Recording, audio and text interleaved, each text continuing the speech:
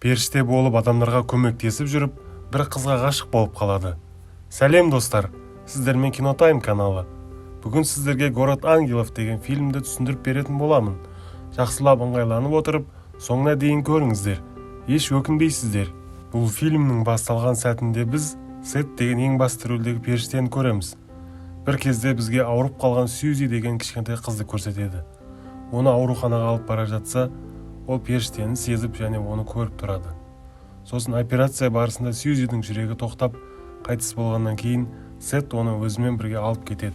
Сосын бізге періштелердің әңгімелерін және олар қалай адамдардың қастарында көрінбей жүретіндігін көрсетеді.